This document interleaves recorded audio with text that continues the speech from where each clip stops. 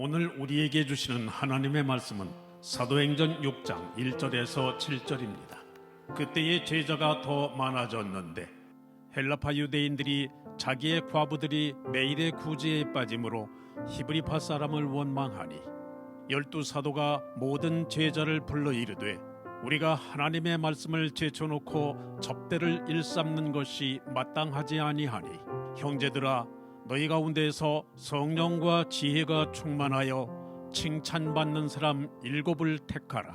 우리가 이 일을 그들에게 맡기고 우리는 오로지 기도하는 일과 말씀 사역에 힘쓰리라 하니 온 무리가 이 말을 기뻐하여 믿음과 성령이 충만한 사람 스데반과 또 빌립과 프로고르와 니가노르와 디몬과 바메나와 유대교에 입교했던 안디옥 사람 니골라를 택하여 사도들 앞에 세우니 사도들이 기도하고 그들에게 안수하니라. 하나님의 말씀이 점점 왕성하여 예루살렘에 있는 제자의 수가 더 심히 많아지고 허다한 제사장의 무리도 이 도에 복종하니라. 아멘. 아멘. 시대를 초월한 문제 처리 방법, 시대를 초월한 문제 처리 방법이라는 제목으로 하나님의 말씀 증거하도록 하겠습니다. 오늘 말씀은요, 예루살렘 교회에서 있었던 일입니다. 예루살렘 교회가 어떤 교회냐면요, 핍박받는 교회였어요. 핍박받는 교회. 근데 이상한 건요, 그렇게 핍박을 받는데도 불구하고 3,000명씩 5,000명씩 막 부흥하는 교회였습니다. 이것으로 우리가 알 수 있는 게 뭐죠? 교회는 핍박과 방해가 문제되지 않는다라는 거예요.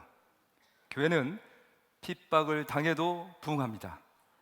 교회는 방해가 있어도 부흥합니다. 여러분 믿습니까? 여러분 왜 그럴까요? 생명이기 때문에 그래요.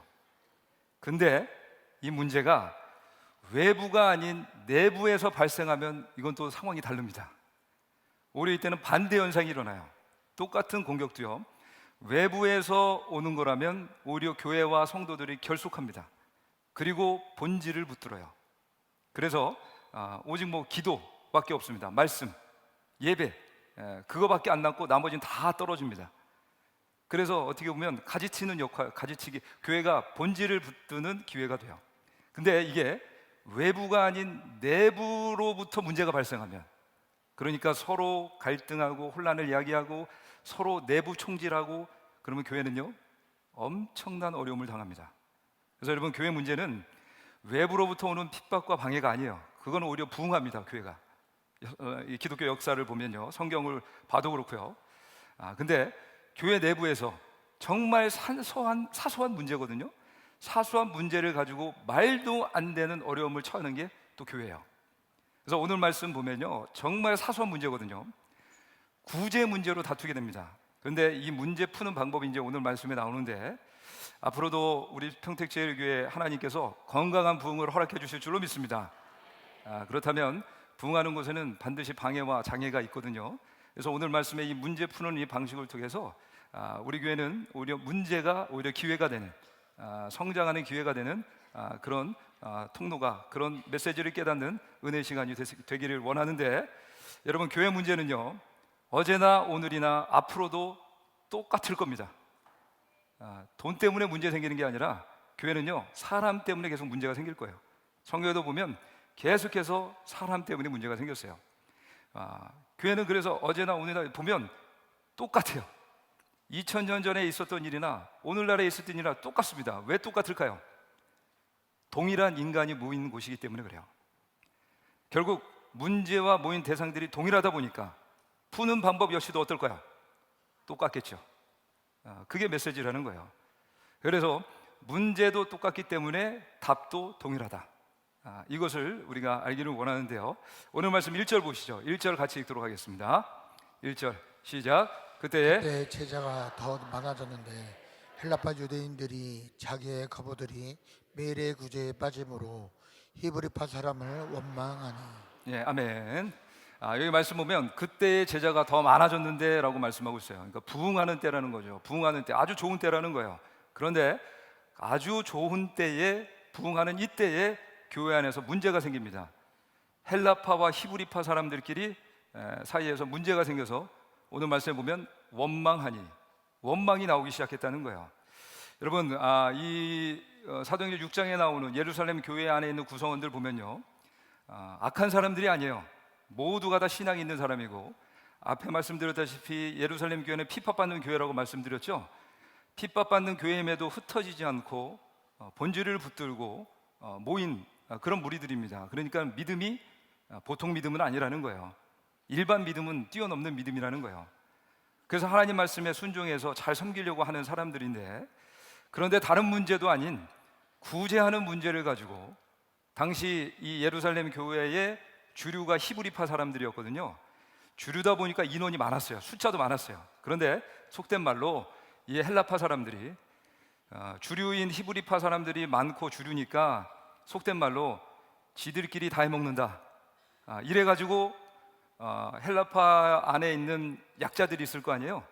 그 약자들에게 매일마다 나가는 구호식품, 그 식량 배급, 그거 푸대접한다고 이 헬라파 유대인들이 일어나서 히브리파 사람들에게 불만을 갖고 원망을 했다는 거예요. 그래서 다툼이 일어납니다. 구제 좋은 일이죠. 구제 나쁜 건 아니잖아요. 좋은 일이에요. 거룩한 주제입니다. 그런데 이 거룩한 주제를 가지고도 원망하고 싸움이 일어나서 교회가 아주 난장판이 됐다는 거예요. 사실 아무것도 아닌 문제거든요. 이렇게 분쟁의 상태에 처하게 됐는데, 여기서 우리가 알 수 있는 거 뭐냐면, 분쟁이 왜 생기느냐, 두 가지 때문에 그래요. 첫째는 복음 외에 다른 것을 강조하기 때문에 분쟁이 생기는 거예요.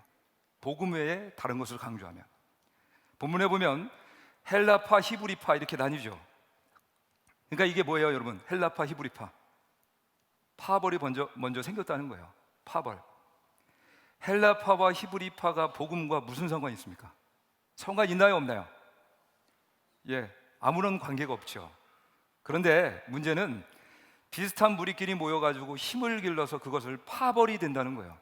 그러면 교회는 언제나 분쟁에 사로잡힐 수밖에 없다라는 거예요. 특별히 우리 한국 사람들은 특별히 그런 게 있죠. 고향, 제일 많은 게 고향 아닌가요? 그래서 여기 모여라 이렇게 해서 막 향후회 만들고, 안 그럽니까? 우리 교회도 향후회 있나요? 그래서 막 우리나라는 참 아닌 게, 이게 경상도 전라도 아우 거시기해요. 근데 우리 한반도 역사상 우리 한국이 전체가 하나가 됐던 때가 있다면서요. 그게 언제인 줄 아세요? 2002년 월드컵 때. 그때는 하나가 됐어요. 우리 하나 되려면 다른 방법 없습니다. 월드컵 한번 하면 될 것 같아요. 그렇게 이렇게 하고, 아니면 또 이제 고향 아니면 또 학교겠죠. 학교. 저도 이제 평택 출신이다 보니까 평택에는 어느 학교가 좀 이렇게 인지도가 있나요? 평택 고등학교잖아요. 참고로 제가 평택 고등학교 나왔습니다. 그렇다고 우리 목사님이 평고 나왔으니까 우리 평고 모여라, 이러면 파벌되는 거예요. 그러면 안 됩니다. 장로교 보면, 장로교단을 보면 장로교 안에 교파가 200개 이상으로 교파가 나눠졌어요. 참 안타까운 거죠. 근데 감리교는 참 감사하게 감리교는 딱 하나입니다. 이 얼마나 감사해요. 근데 웃긴 건 뭐냐면 하나인데 여기서 또 세 개로 나뉘어요. 왜 세 개로 나뉘냐면 신학교가 세 개거든요. 하나는 감리교 신학대학교, 하나는 협성대학교, 하나는 목원대학교. 감리교는 이 세 학교가 있어요. 교단은 하나인데 교단 하나에서 이 세 개로 나뉘어요. 좀 거시기해요. 저는 이게 좀 모르겠어요. 저희 세대에는 이런 게 없는데 좀 윗세대는 이게 좀 세요. 똑같은 감리교 목사면 목사지 어디 출신이고 학교고 그게 무슨 상관이 있습니까? 우리 교회도 보면 학교가 다 달라요. 근데 얼마나 하나 되는데요. 감사하죠, 여러분. 어디 출신이고 따져서 같은 학교, 다른 학교면 배척을 하고, 같은 학교면 동문이다 이래서 막 환대하고, 좀 그렇더라고요. 더 웃긴 건 뭐냐면 같은 학교인데도 또 학부와 대학원이 다르면 또 사이드로 쳐요. 또 이렇게 나누기 좋아하는 민족은 우리나라밖에 없는 것 같아요. 그래서 신학대학교 나오고 신학대학원을 나와야 이제 목사 안수를 받을 수 있거든요. 근데 일반 대학교 들어갔다가 하나님의 부르심을 받아서 신학교 대학원에 올 수도 있잖아요. 그런 분들이 있는데 근데 그런 분들은 신학 대학교를 졸업하지 않았기 때문에 대학원을 6학기를 들어야 돼요. 3년을 다녀야 되는 거예요. 근데 신학교를 그 동신학교를 나온 사람은 2년만 다니면 됩니다. 4학기만 다니면 돼요. 그런데 그 안에서도 4학기, 6학기로도 나뉘어요. 그래서 결정적인 순간에는 정통이 아니라고, 4학기가 정통이라고. 그러니까 6학기들이 계속 무시를 당하니까 또 그런 사람들끼리 또 모여서 또 자기들 소외 배제당하지 않으려고 또 파벌을 형성하더라고요. 그러니까 갈등이 멈추지 않는 거죠. 그러니까 복음 위의 요소를 가지고 이렇게 나뉘다 보니까 문제가 생기는 거라는 겁니다. 교회 안에도 마찬가지예요. 부서끼리도 그럴 수 있는 거죠. 내가 속한 부서만 최고인 거예요. 예를 들어서 교육부로 따지면, 우리 뭐 유치부를 따지면, 유치부가 그렇다는 게 아니에요 지금. 예를 들면 나는 유치부 소속이니까 우리가 최고다. 그래서 모든 행사에 우리가 우선순위 돼야 되고, 우리는 어린 아이들이 어리니까 최고로 보호받아야 되고, 가장 많이 배려해 줘야 되고, 그리고 예산도 많이 배정해 줘야 되고, 이러면 교회가 힘들어지는 거예요. 찬양대도 마찬가지죠. 우리 찬양대가 메인이고 우리 찬양대가 제일이고, 우리는 절대 피해보면 안 되고, 어떤 행사를 계획할 때 우리가 우선권이 있어야 되고, 이러면 교회가 어떻게 될까요? 맨날 전쟁터 되는 거예요. 교회는요, 함께 지어져 가는 곳입니다. 부서 간에 어떻게 해서든 힘을 모아서 자기 세를 과시하고 애쓰는 그런 힘을 그런 데 쓰는 것이 아니라, 힘을 열심히 모으되 모은 힘을 가지고 뭐 해야 될까요? 십자가 지는 데 쓰셔야 돼요. 별로 지고 싶지 않은가 봐요 여기. 십자가 지는 데 쓰셔야 돼요. 희생하는 데 쓰셔야 됩니다. 헌신하는 쪽으로 그 힘을 사용하셔야 돼요. 그러면 하나님이 높여주세요. 만약에 그게 안 된다 하면 반드시요 분열하게 되거든요. 분열하게 되는데 그 힘 가지고는 우리가 본성이 악인이기 때문에 힘을 계속해서 가지고 있으면 분열할 수밖에 없어요. 그러면 유다서 1장 19절에 뭐라고 말씀하냐면, 우리 같이 읽도록 하겠습니다. 시작. 이 사람들은 분열을 일으키는 자며 육에 속한 자며 성령이 없는 자니라. 아멘. 그러니까 자꾸 이렇게 뭐 우리가 최고다 뭐 이렇게 다 분열하게 하는 그런 사람들은 뭐가 없는 자래요? 성령이 없는 자다. 교회 안의 모임인데도 불구하고 우리는 성령이 없는 모임입니다. 스스로들 이렇게 증명하고 있는 거예요. 여러분, 이런 일이 일어나지 않기를 바랍니다. 그리고 갈라디아서 5장 19절 20절 보면 성령을 따르지 않고 육체의 욕망대로 사는 사람들의 특징이 나와요. 이렇게 살면 반드시 육체의 욕망대로 사는 사람이라는 거예요. 그 증거라는 거죠. 그 열매라는 건데, 육체의 일은 분명하니 육체의 욕망대로 사는 사람들은 분명히 이렇게 행동할 수밖에 없다는 거예요. 그게 음행과 더러운 것과 호색과, 그 다음에 20절 뭐 우상숭배와 주술과 원수 맺는 것과, 그 다음에 뭐가 나와요? 분쟁과 시기와 분냄과, 또 뭐가 나와요? 당짓는 것, 분열함과, 이런 게 나와요. 그래서 21절에 보면 뭐라고 나오냐면, 이러한 일을 하는 자들은 뭐를 못 받는데요? 하나님 나라를 유업으로 받지 못할 것이요. 여러분, 무슨 얘기예요 여러분? 하나님 나라에 들어가지 못한다는 거예요. 그러니까 여러분, 십수년을 교회 다니면서 부서일 열심히 했어요. 봉사 열심히 했어요. 근데 나중에 보니까 성령을 따랐던 게 아니에요. 교회 다니면서도 여전히 육을 쫓아 살았기 때문에 그냥 그 사람이 가는 곳마다 원수 맺고 분쟁이 일어나고 당을 짓고 분열시키고 화내기만 하고, 나중에 보니까 하나님 나라를 유업으로 받지 못할 것이요. 구원받지 못했다는 거예요. 십수년을 교회에서 그렇게 헌신 봉사했는데. 근데 중요한 건 그게 목사였던 거예요. 그게 중직자였던 거예요. 그게 어떤 그룹의 리더였던 거예요. 그래서 목사가 성도들과 원수 맺고 막 분쟁 일으키고, 중직자들은 자기 사람 모아서 막 분열시키고 화만 내고. 근데 분명히 뭐라고 말씀하고 있어요? 이런 사람들은 하나님 나라를 유업으로 받지 못할 것이요. 여러분, 이거 엄청난 심판이죠. 이런 비극이 일어나면 안 되겠죠. 그럼 여러분, 우리가 뭘 해야 될까요? 성령님의 인도하심을 구하셔야 돼요. 그래서 에베소서 4장 3절 말씀입니다. 우리 같이 읽도록 하겠습니다. 시작. 평안에 매는 줄로 성령이 하나 되게 하신 것을 힘써 지키라. 아멘. 예. 일단 성령이 우리를 하나 되게 하셨다는 거예요. 여러분 교회 보세요. 우리가 우리 나름대로 기준을 세워서 면접 보고 선발해서 뽑았다면 우리가 이렇게 모일 수 있을까요? 아니죠. 어쩜 신기하게 이런 사람들이 다 모였어요. 왜 그럴까요? 인간이 뽑았다면 이런 무리가 되지 못해요. 하나님이 부르셨기 때문에 그래요. 성령께서 우리를 직접 픽하신 거예요. 그래서 하나 되게 하신 거거든요. 인간의 기준으로는 절대 우리가 이렇게 모일 수 없어요. 그럼 가장 힘든 거는 성령님이 하신 거죠. 그럼 우린 뭐 하면 돼요? 힘써 지키라. 성령님의 인도하심을 구하셔야 돼요. 그래서 여러분 교회에서 나눌 수 있는 것은요, 전도와 사명을 위해서 나누는 거지 다른 것으로 나누면 절대 안 됩니다.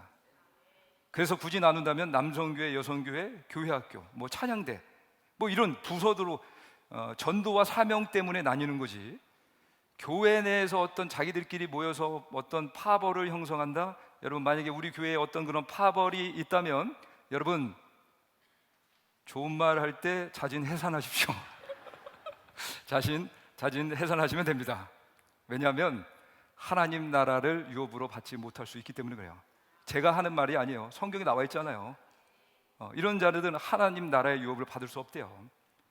그래서 여러분 우리의 중심은 파벌이 되면 안 돼요.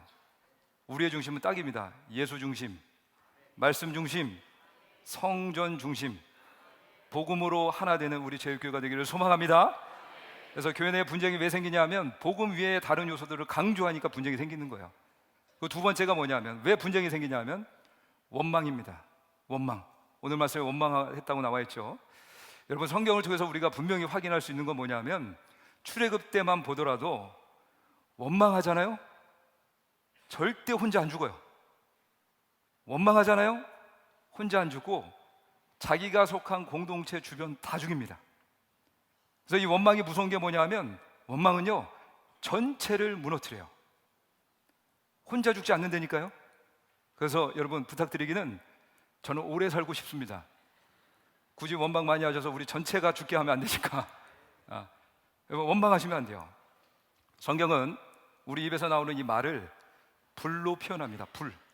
여러분 성냥불 아시죠? 성냥불, 작은 성냥불 딱 켰을 때 그 작은 성냥불 보면서 이 작은 불이 집을 태우고 온 산을 태울 거라고 생각하는 사람이 누가 있어요? 그 작은 불 보고 말이죠. 근데 작은 성냥불 자체만 보면 정말 아무것도 아니에요. 그런데 그 작은 불, 성냥불, 그게 전체를 태우고 재앙으로 만들어 버리잖아요. 그래서 야고보서 3장 5절 6절 보시죠. 우리 같이 읽도록 하겠습니다. 시작. 이와 같이 혀도 작은 지체로 돼 큰 것을 자랑하도다. 보라, 얼마나 작은 불이 얼마나 많은 나무를 태우는가. 혀는 곧 불이요 불의의 세계라. 혀는 우리 지체 중에서 온몸을 더럽히고 삶의 수레바퀴를 불사르다니 그 사르는 것이 지옥불에서 나느니라. 아멘.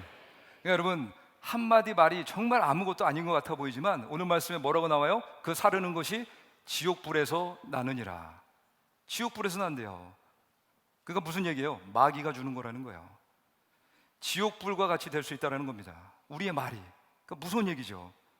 그래서 여러분 하나님의 백성이 얼마든지 악의 도구로 사용될 수 있다는 거예요.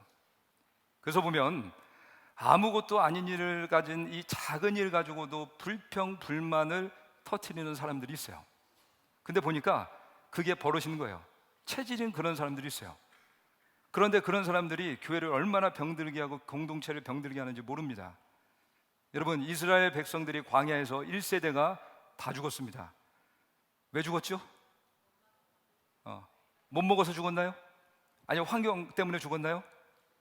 성경을 안 읽어보셔서 잘 모르시죠? 1세대가 왜 죽었어요? 나이 들어서 죽지 않았어요. 원망해서 죽었습니다. 그러니까 간단해요. 원망하면 다 죽어요. 볼 것도 없어요. 성경을 보시면 하나님께서 이 원망하는 자들을 가만두신 적이 없습니다. 그냥 멸망이에요. 민수기 11장 1절 보시죠. 우리 같이 읽도록 하겠습니다. 시작. 여호와께서 백성이 악한 말로 원망하며 여호와께서 들으시고 진노하사 여호와의 불을 그들 중에서 붙여서 진영 끝을 사르게 하시매. 아멘.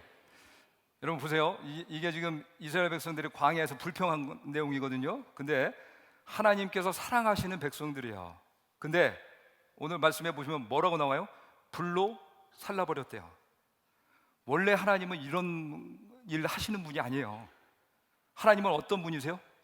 베드로후서 3장 9절 보시면 하나님은요 어떤 분이시냐면 오직 주께서는 너희를 대하여 어떤 분이세요? 오래 참으사 아무도 멸망하지 아니하고 다 회개하기에 이르기를 원하시느니라. 그러니까 하나님은 어떤 분이시라는 거예요? 사랑하는 백성들에게 오래 참으시는 분이에요. 아무도 멸망하지 않기를 원하시는 분입니다.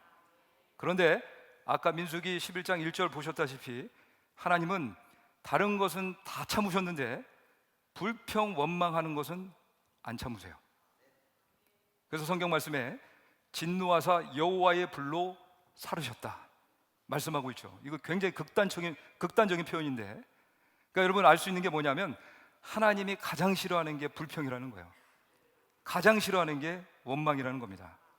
그래서 여러분 반드시 기억할 게 뭐냐면 마귀가 가장 바라는 건 저와 여러분들이 망하고 우리 교회가 혼란스러워지는 걸 원해요.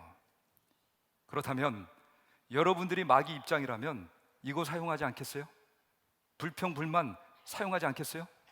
그러니까 마귀는요 항상 이 비슷한 요소를 가지고 지금도 우리를 망하게 하려고 계속해서 우리 안에 원망, 불평의 내용들을 심어 놓는다는 거예요. 방식만 다를 뿐이지 2000년 전 초대교회도 그랬고 지금도 그렇고 미래도 동일할 겁니다. 그러니까 여러분 마귀의 도구로 사용되시면 안 됩니다. 오직 하나님의 의의 병기로 사용되는 인생이 되시길 축원합니다. 그래서 여러분 오늘 말씀을 보면 구제하는 문제에 잘못할 수 있죠. 구제가 영혼 구원과 무슨 상관입니까? 영혼 구원과 아무런 상관이 없어요. 그러니까 아주 사소한 문제라는 거죠. 근데 뭐 했다고요? 원망했다는 거예요. 원망했더니 교회가 하나됨이 깨져버리고 역동성을 잃어버리고 힘이 빠져버렸다는 겁니다. 그럼 여러분 해결책이 뭘까요? 지금도 똑같아요. 이 예루살렘이 경험했던 해결했던 그 방식과 지금 오늘날의 우리 교회가 해결해야 되는 방식이 동일하다는 거예요.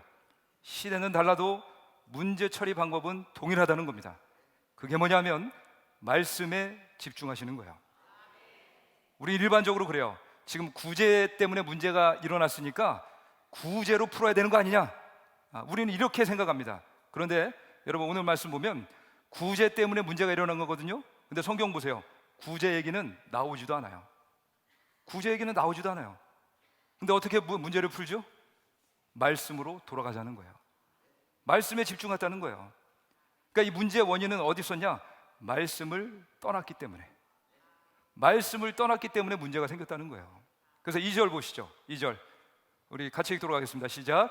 열두 사도가 모든 제자를 불러 이르되 우리가 하나님의 말씀을 제쳐놓고 접대를 삼는 것이 마땅하지 아니하니. 아멘. 여기서 이제 접대라는 말이 뭐냐면 식량 배급해 주는 일이에요. 음식 베푸는 일입니다. 먹여주는 문제거든요. 근데 이것 때문에 말씀을 떠난 거예요. 그 일하다가. 그러니까 여러분 여기서 또 우리가 알 수 있는 게 뭐죠? 교회에서 문제 일으키는 사람들, 교회에서 시험 든 사람들의 공통점을 우리가 여기서 알 수 있죠. 교회에서 문제를 일으키고 시험 들게 하는 사람들의 공통점은 뭐냐 하면 동일해요. 말씀을 떠나 있어요. 예배 때 안 보입니다. 더 무서운 사람은 누구냐면 예배 때 있어요. 이 사람은 진짜 무서운 사람이에요. 근데 이 사람은 뭐냐면 특징이 뭐냐면 말씀을 안 들어요. 예배 때 있는데 말씀을 안 들어요. 귀를 닫습니다. 그러니까 어떤 문제가 생길 때마다 길길이 뛰고 자기가 옳다고 그러고, 목사도 마찬가지예요. 저 같은 목사가 시험 들 때 보면 항상이에요. 말씀 떠나 있으면 시험 들어요. 그럼 이때는 해야 될 게 뭘까요? 다 끊고 그냥 엎드려야 돼요. 그래서 말씀에 집중해야 됩니다. 이건요 모든 인간이 마찬가지예요. 목회자도 그렇고 성도도 그렇고 모든 일을 끊고 엎드려야 돼요. 영어 성경을 보니까 이 말씀을 제쳐놨다라고 하는데, 말씀을 제쳐놓고 보니까 니그렉트라고 써 있더라고요. 니그렉트라고 이제 번역이 됐는데 이 뜻이 뭐냐면 방치하다, 도외시하다, 등한시하다, 이 뜻이에요. 그러니까 말씀을, 성경책을 그냥 방치해 놓는 거예요. 읽지 않고 함께하지 않고 묵상하지 않고 말씀을 도외시한 겁니다. 말씀을 등한시하는 거예요. 다른 영어 책을 보니까 이거를 리브라고 번역했더라고요. 리브. 떠나는 거예요. 말씀을 떠난 거예요. 자, 여러분, 그렇다면 우리의 삶에 있어서 지금 가정에 문제가 왜 생길까요? 우리가 사업하는데 직장에서 문제가 왜 생길까요? 이유는 간단하죠. 제쳐놓은 게 있어서 그래요. 도외시한 게 있어서 그렇습니다. 떠난 게 있어서 그래요. 말씀을 제쳐놓고 말씀을 도외시하고 말씀을 떠나서 원망이 나오는 거예요. 말씀을 제쳐놓고 사업을 하려니까 사업이 될 리가 없죠. 말씀을 도외시하고 가정을 이끌어 가려고 하니까 가정이 하나 될 리가 당연히 없죠. 말씀을 떠나서 무슨 사역을 하려고 하니 사역이 될 리가 있나요, 없나요? 없죠. 각 부서가 하나 되지 못하는 이유가 뭘까요? 말씀 제쳐놓고 딴 거 하는 거예요. 딴 거. 맨날 모여서 누구 험담이나 하고 잘 알지도 못하면서 무슨 카더라 아시죠? 카더라. 뭐라 카더라. 사실 확인 없는 정보를 가지고 확대 재생산해 가지고 퍼뜨리고 불평하고, 그러니까 복음의 전달자가 아니라 사탄의 메신저로 쓰이는 거예요. 여기는 그런 분들이 없기를 바랍니다. 뭐 저를 예를 든다면 뭐 지금에서 이제 얘기할 수 있는데, 저희가 교회 이제 담임 목사 청빙 과정이 있었잖아요. 청빙 과정 때 저에게 들려오는 얘기가 있었어요. 그게 뭐냐면 한인광 목사가 이 교회 담임 목사 되려고 20억을 전달했다. 웃기죠? 저 듣고 얼마나 웃었는지 모르겠어요. 저희 아내랑 이 얘기 듣고 엄청 웃었어요. 야, 그래도 우리가 돈 있어 보이는구나. 20억을 전달했다. 여러분 같으면 20억 가지고 이 험난한 길, 외로운 길, 가시밭길 가실래요? 여러분, 부목사 하시는 분들의 정설처럼 되는 내 이야기가 있어요. 부목사 10년 하면 3가지가 는데요. 첫째는 몸무게가 는다. 왜냐면 가는 곳마다 신방하면 먹여주니까 몸무게가 느는 거예요. 두 번째는 약이 는다. 약이 늘어요. 왜냐하면 이 목회 스케줄이 이게 막 불규칙하고 굉장히 바쁘잖아요. 그러니까 이 건강 때문에 약이 늘고, 세 번째는 빚이 는다. 몸무게가 늘고 약이 늘고 빚이 늘어요. 헌금을 줄일 수는 없잖아요. 그러니까 그 있는 형편에 10년 부목사 하면 3가지가 는다, 이런 얘기를 해요. 근데 저 부목사 15년 했습니다. 근데 20억이요? 말도 안 되죠. 근데 올해 초인가요? 아무튼 또 다른 얘기를 들었어요. 무슨 얘기를 들었냐? 제가 12억을 줬다는 거예요. 기분 엄청 나빴습니다. 지금 10억을 보태도 지금 저긴데 8억을 깎았어요. 그러니까 말도 안 되는 이야기를 하는 거예요. 여러분, 교회 안에서 확인되지 않는 이야기를 가지고 그냥 그 사람은 그거예요. 교회가 부흥하는 것도 너무 싫은 거예요. 교회 부흥하면 주차장 차대기도 힘들고, 뭐 목사만 좋지, 그런 마인드가 있어요. 그리고 그게 기쁨인 거예요. 그런 거 전하는 게. 여러분, 앞으로도 우리 교회가 계속해서 하나님이 부흥을 허락해 주실 줄로 믿습니다. 오늘도 이렇게 많은 분들을 보내주셨잖아요. 이제는 카더라 통신, 거기 혹시 특파원들 계시면 오늘 사직표 내십시오. 퇴사하십시오. 카더라가 아니라 이제 사도들의 해결책이 나와요. 4절 보시면 우리는 오로지 기도하는 일과 말씀 사역에 힘쓰니라. 교회가 살 길은 다른 거 아닙니다. 말씀으로 돌아오는 거예요. 여러분, 가정이 흔들립니까? 사업이 흔들리세요? 삶 전체가 흔들린다면 다른 거 아닙니다. 말씀에 고정하시면 돼요. 그러면 우리는 다시금 살아날 수 있다라는 거죠. 그래서 말씀을 떠났기 때문에 이런 일이 벌어지는 거다 생각하고 이제 말씀에 집중했더니 어떤 일이 벌어지냐면 5절 보시죠. 5절 보면 온 무리가 이 말을 기뻐하여, 기쁨이 찾아왔다는 거예요. 기쁨이. 반대로 말씀 떠나 있으면 어떻게 될까요? 원방하고 파벌 만들고 그러면 나타나는 현상이 뭘까요? 일단은 기쁨이 사라져요. 재미가 하나도 없습니다. 여러분들 한번 여러분들끼리 막 모여서 편 만들고 막 세력 확장 한번 해보세요. 그럼 재밌을 것 같죠? 물론 처음에는 거기서 오는 재미가 있을 거예요. 괜히 동지에도 넘치고 그럴 겁니다. 근데 여러분 분명히 다 놓고는 거기서 나오는 재미는 죄악의 기쁨이기 때문에 결코 오래가지 못해요. 나중에는 반드시요 쓴맛이 날 겁니다. 그리고 답답하고 숨 못 쉬겠고 나중에는 굉장히 괴로우실 거예요. 왜 그럴까요? 여러분들 안에 생명이 있기 때문에 그래요. 근데 그런 게 다 얼굴에 나타나거든요. 왜냐하면 우리 얼굴은 우리 한글로 얼꼴이잖아요. 영혼의 모양. 얼굴에 다 나타나요. 기쁨이 하나도 없는 거예요. 웃어도 근육이 안 움직여요. 입꼬리만 이렇게 올라가요. 그러니까 가요 노래처럼 내가 웃는 게 아니야. 그런 일이 벌어집니다. 그런데 말씀이 다시 선포되고 말씀 안에 돌아오면 분위기가 돌아와요. 기쁨이 충만해집니다. 왜 그럴까요? 말씀은 생명이기 때문에 그래요. 그래서 여러분 본질로 돌아오면 됩니다. 그럼 회복돼요. 엉뚱한 데서 답을 찾지 말고 말씀 안에서 답을 찾는 인생이 되시길 바랍니다. 그리고 마지막 한 가지가 뭐냐 하면 부흥이 일어나요. 7절 보시죠. 하나님 말씀이 점점 왕성하다는 것은 부흥이 일어났다는 거죠. 그래서 제자의 수가 막 더해졌는데 간단해요. 여러분 말씀이 왕성해지면 제자의 수가 늘어납니다. 예수님의 사람들이 늘어나는 거예요. 근데 거기서 끝나지 않고 심지어 허다한 제사장의 무리도 이도에 복종하니라. 제사장이 어떤 무리죠? 반대 세력이에요. 복음 반대하는 세력이에요. 십자가 부인하고 예수님 부인하는 세력들입니다. 근데 반대하던 제사장들의 무리도 복음 앞에 굴복했다는 거예요. 그러니까 여러분 부흥의 길은 어디 있다고요? 말씀 앞에 서시는 거예요. 그래서 여러분 잊지 마십시오. 오늘도 우리의 삶 가운데 고난, 어떤 감정, 어떤 모든 난관, 이것을 이기는 길은 말씀밖에 없습니다.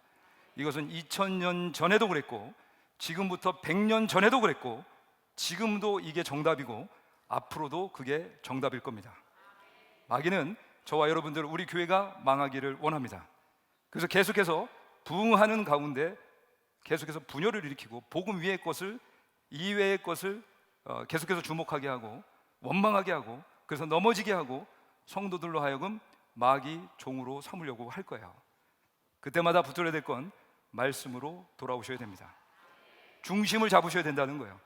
말씀 중심으로 잡으시고 예수님 중심으로 잡으시고 성전 중심으로 잡으시면 그 중심이 잡히면 믿음이 흔들리지 않을 겁니다. 우리 교회가 공동체가 흔들리지 않을 거예요. 우리의 가정들이 흔들리지 않을 겁니다. 그래서 여러분 결론입니다. 시대는 달라도 주님의 방법은 변하지 않습니다.